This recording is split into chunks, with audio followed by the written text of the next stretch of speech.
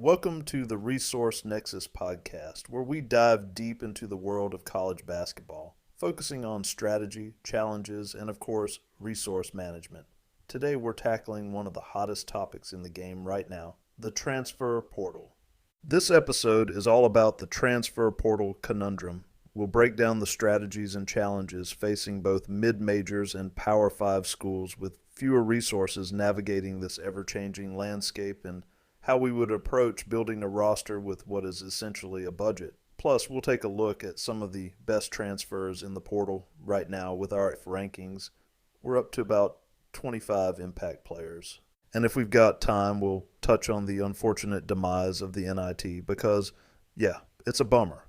For more insights and updates, there are articles on each topic. Just head over to theresourcenexus.com. Let's jump in. The transfer portal. It's no longer just a tool for roster building. It's an all-out arms race. And for mid-major programs, that battle is getting harder to win every single year. In the old days, teams could develop players over time, find a hidden gem, turn them into a star, and, with a little luck, ride that momentum to a deep NCAA tournament run. But today, that star player you just developed, he's probably getting a six-figure NIL offer from a Power 5 program before you even get the chance to build anything around him. So, how do mid-majors survive in this new reality where the talent is being consolidated into the conferences up the food chain? How do you build a roster that can compete when the financial playing field is anything but even? It's not impossible, but it does require a smarter, more strategic approach to NIL spending, in my opinion. Oh yeah, and don't become the farm team. For most mid-majors, I think that is exactly where you end up if you sign a lot of freshmen. Let's break it down. Here's the biggest mistake a lot of mid-majors make, in my opinion. They spread their NIL money too thin. Instead of targeting a few really impact players, they try to keep everyone happy, offering smaller amounts across the entire roster. But in reality, that approach just leads to a team full of replacement-level players, guys who might be solid but aren't moving the needle when it really matters. The better strategy? Go all in on 4 key positions, investing in high-impact players who can change the game. Think of it like this. You're not trying to match a Power 5 budget dollar for dollar. That's impossible. Instead, you're picking your spots and making sure to max every dollar you spend is actually getting you closer to winning. Here's what that ideal spending breakdown should look like to me. First, elite rim protector. This is your defensive anchor, the guy who single-handedly makes your defense better. Think about it. If you have a dominant shot blocker patrolling the paint, suddenly everyone else on the floor has more freedom. Guards can pressure the ball more aggressively. Wings don't have to worry as much about getting beat off the dribble. Even average defenders look better when there's a 7-footer behind them, swatting everything into the third row. And the best part, a great rim protector doesn't need touches on offense. He's not demanding 15 shots a game. He's happy just catching lobs, blocking shots, and controlling the boards. That's valued. If they can score, then it's a bonus. But the key here is you need them to dunk the open ones and be efficient. And most bigs who are athletic enough to defend the rim excel at this as well. If you don't have rim defense and efficient shot making at the rim out of the post, then you are really playing catch up. This is where I would spend the biggest slot in my budget to find the best player I could. Second lead guard. You need a guy who can create offense every trip down the floor, a true scoring and facilitating point guard, someone who can handle pressure, get into the lane, and either finish at the rim or find open shooters. Because here's the reality. If you don't have a great point guard, your offense is going to struggle.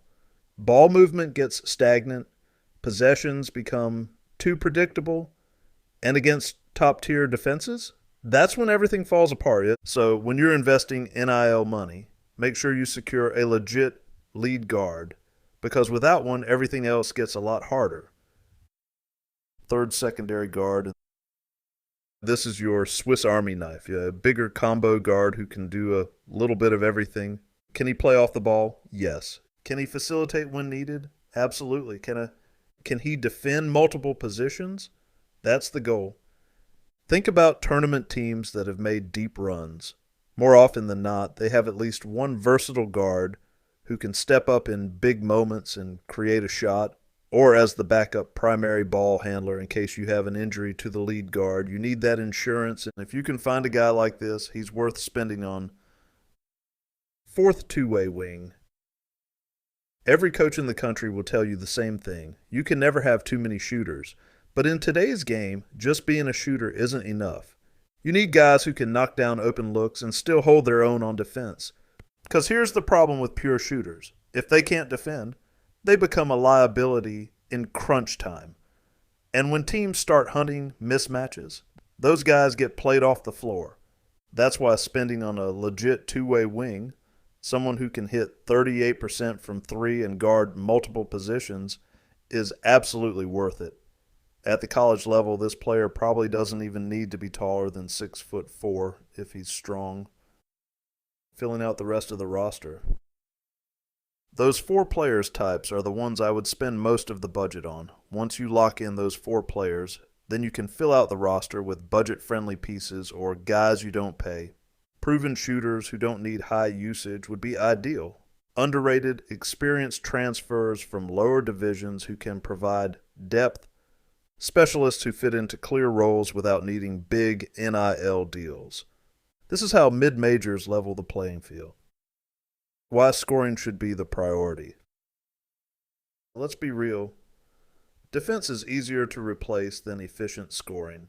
You can always find guys who can defend, but finding players who can impact the game on offense, that's much harder. There's a reason why James Harden was paid max money and Tony Allen was a role player. If you are only focused on defense beyond the center position, you could recruit athletes off the football team probably. For this reason, I would prioritize shooting specifically. The NIL reality check. Now, let's talk about the financial side of this. Power 5 programs were working with 4 to 7 million NIL budgets last year. That number likely jumps again this year. They can throw $500,000 plus at a single player without breaking a sweat. Most top mid-majors are operating on more like $600,000 for the entire roster.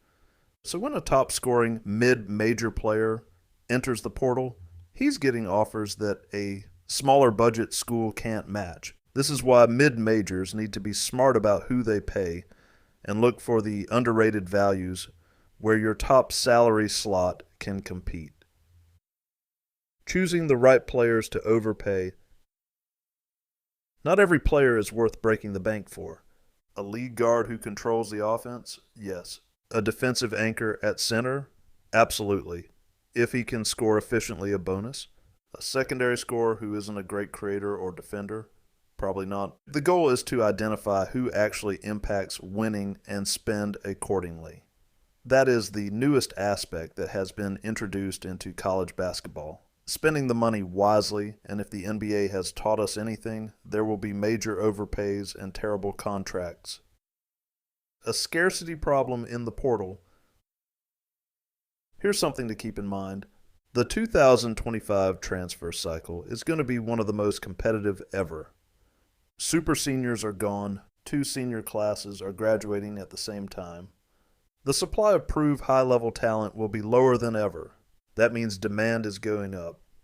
And for mid-majors, NIL money needs to be spent even more selectively than before. In this portal cycle, I think D2 will be more important than ever. There was already a big jump in those numbers last year, but this season it will be especially important for mid-majors. I wouldn't mess with freshmen at all unless it was one with size putting up insane numbers who seemed undervalued. Similar to Tristan Newton, averaging 38 points per game, 9 rebounds, for a top 5 A-team in Texas, with size and marginal offers. For a guy like that, you still always make room. The transfer portal isn't going away, and neither is money in college basketball now. For mid-majors, the key to survival is strategy. I believe you can make any style work if you have enough talent, but it's what is easier to achieve. Prioritize center defense and playmaking Surround them with budget-friendly shooters and role players. Be selective with NIL spending. Every dollar matters. Leverage these 3 or 4 players you spend most of the budget on and play slower and get 30 to 35 minutes out of them. In fact, you can get 39 minutes a game like some Drake did. Drake head coach Ben McCollum, when asked about Drake's depth is so overrated to me. What does it mean? You can play 10 guys, so 5 guys get out of rhythm. My man, this is how you max the 4 guys you spend on. At the end of the day, it's not about having the biggest budget. It's about using it the smartest and maxing what you have. And in this new era of college basketball, that's the only way mid-majors can compete and win. Who to recruit, finding value in the transfer portal. In the ever-evolving landscape of college basketball, the transfer portal has become the ultimate talent marketplace. Some teams navigate it like seasoned Wall Street traders, while others are just throwing darts at a board. And then there's McNeese State, quietly outmaneuvering schools with way more resources. We see you, Will Wade. The roster he's assembled over the last 2 years, it looks more like something you'd find in a power conference than in the Southland. So, how is he pulling this off, and what can bigger programs learn from his approach? Wade isn't just chasing the hottest names, he's playing the long game, targeting players whose stock has dipped, not because they aren't talented, but because they're coming off a down year or have been buried on a bench at a bigger school. Here's the key. If a player has previously shown they can perform at a high level, they can absolutely return to, or even exceed, that level as long as there's no catastrophic injury holding them back. Take a guy like Wells. If I told you a Sun Belt player averaged 17 points and 4 assists, you'd have power conference coaches lining up. But after a quieter season at TCU, just 6 points and 2 assists, he slipped on the radar. Yet he was still the same guy who once ranked as a top 100 transfer. Wade saw the long-term value when others got caught up in the most recent box scores. The good thing is that while having been in the power conferences already and not getting the role he wanted, was open to transferring down. These are the players I think you target. Those not climbing the ladder but coming down, or whose value is at a nadir. This is the inefficiency Wade has exploited. He's built his roster with players who once thrived at the high major level but found themselves in reduced roles. These guys aren't necessarily past their prime. They are 23 and they've just been overlooked. Most power conference teams are too focused on the new hottest names who had great seasons moving up, not a guy that stalled out on your rival's bench like Wells did. Mid-majors should absolutely take notes. Even mid-level power conference teams could benefit from Wade's approach, finding undervalued players who just need the right role and opportunity to thrive again. Let's talk about one of the biggest game changers. There are a few worth talking about already in there, and that's what we're breaking down today with a key metric: adjusted efficiency. We've ranked the top transfers, factoring in things like pace, competition level, and overall production. Now, here's the deal. This list is just the beginning. As more players enter the portal in the coming weeks, we'll be updating these rankings. So keep an eye out for more names and more movement, and we'll dive deeper into these rankings in later episodes. Now, we're talking tiers here.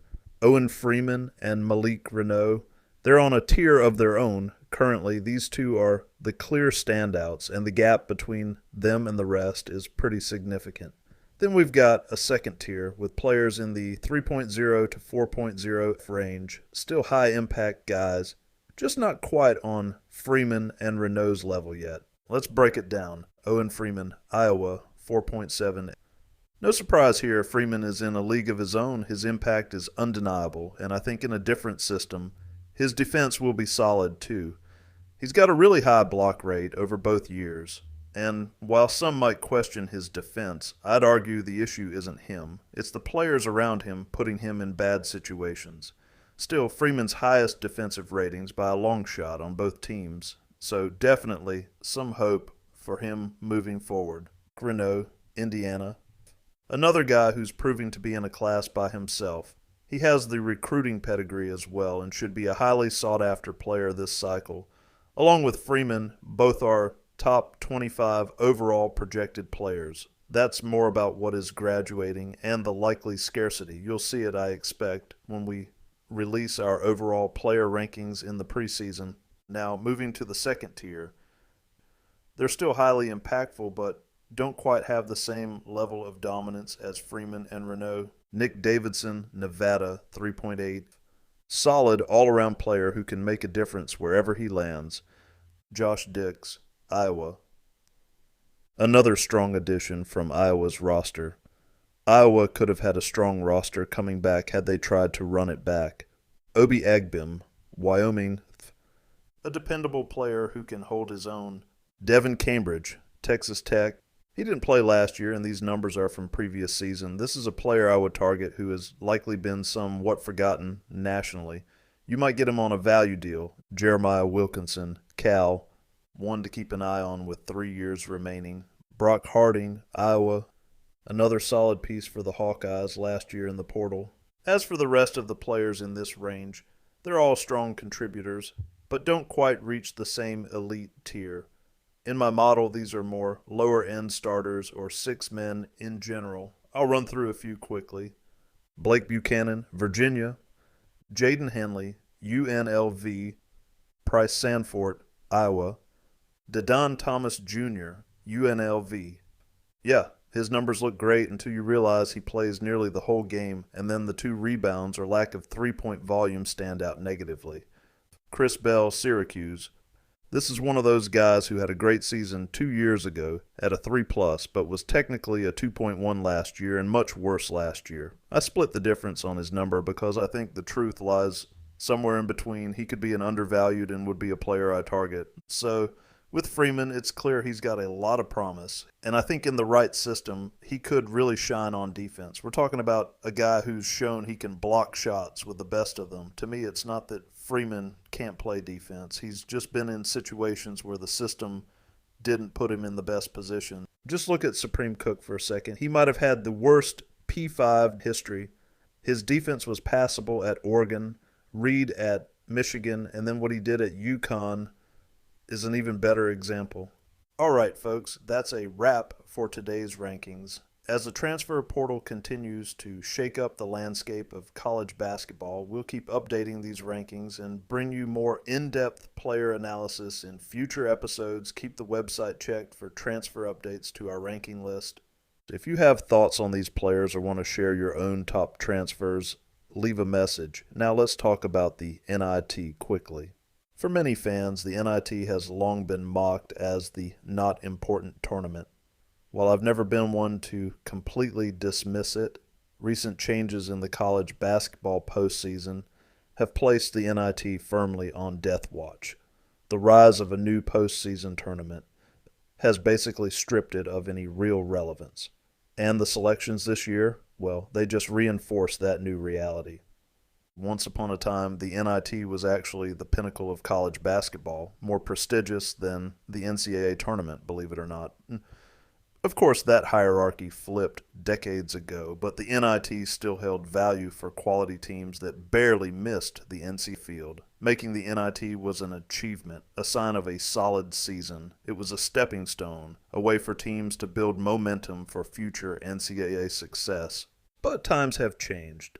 The NIT's decreasing standards. Unfortunately, the tournament has lost a lot of its credibility.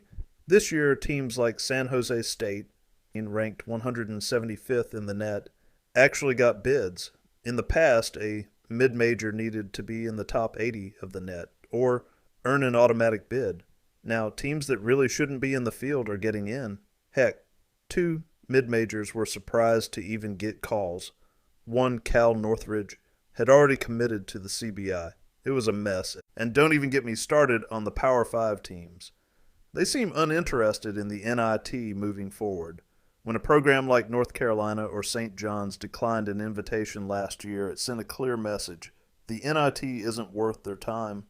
And now, with the transfer portal complicating everything, schools are more focused on roster prep than playing in a watered-down postseason. It wouldn't surprise me if in the future we see just 1 or 2 Power 5 teams in the NIT, teams that couldn't make it into the New Crown tournament, which has been drawing the best teams from the Big 12, Big 10, and Big East. This year, only 4 Power 5 teams participated, and even those were of lesser quality than usual. The Crown, what did they do? They saw the NIT's weaknesses, wielded their power, used those TV deals they control, and ultimately it looks like they've won. At this point, the NIT's decline feels pretty much irreversible. With the new tournament drawing better teams and stricter selection criteria, the NIT is left with scraps. It's becoming more of a postseason mid-major participation trophy than a proving ground for quality teams. It's starting to feel like the early days of the CBI. It's sad to see a tournament with such a rich history reduced to this state, but the writing's on the wall. The NIT, as we once knew it, is gone. Recapping, for mid-majors and lower resource schools, locking down the best rim protector available should be a top priority in NIL spending. These guys are typically athletic, efficient, and dunk everything in sight, exactly what you want at the position. I'd take this archetype over a traditional back-to-the-basket post player any day. You're not just bolstering your defense, you're also guaranteeing a steady diet of high-percentage dunks and layups usually. That's the foundation you need most to keep up. Ideally, you'd pair a bigger point guard you're paying up for with a smaller skilled shooter who costs a little less but can do a little with the ball. That's how you maximize value. If you're already spending big on a lead guard, you can probably find a solid undersized shooter at a lower cost and cross-match each on defense.